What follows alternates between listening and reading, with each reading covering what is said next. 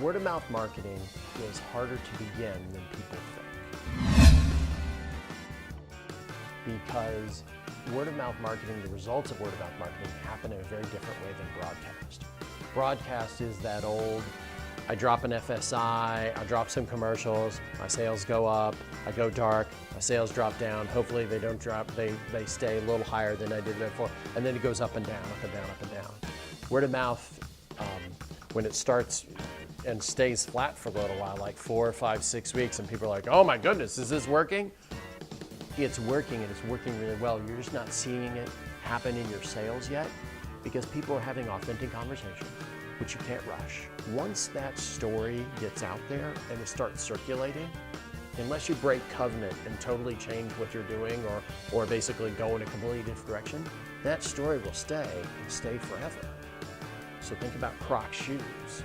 When Crocs as a company 10 years ago, they didn't really sell a whole lot of shoes. They might not have even technically even existed yet.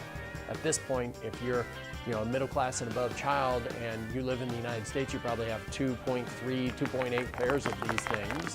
And, and as a parent, you've seen a big pile of them, never advertised, all word of mouth. Do the brunch test. Picture your story that you think that everyone is going to tell about your company or your product or your service.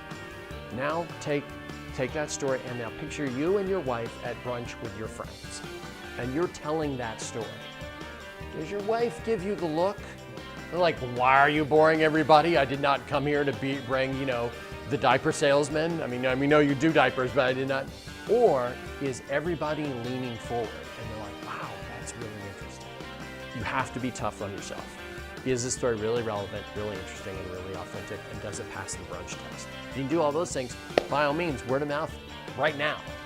It's not good, it's not great, it's awful.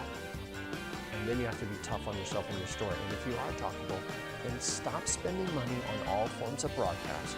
Just stop, because it's a waste of time.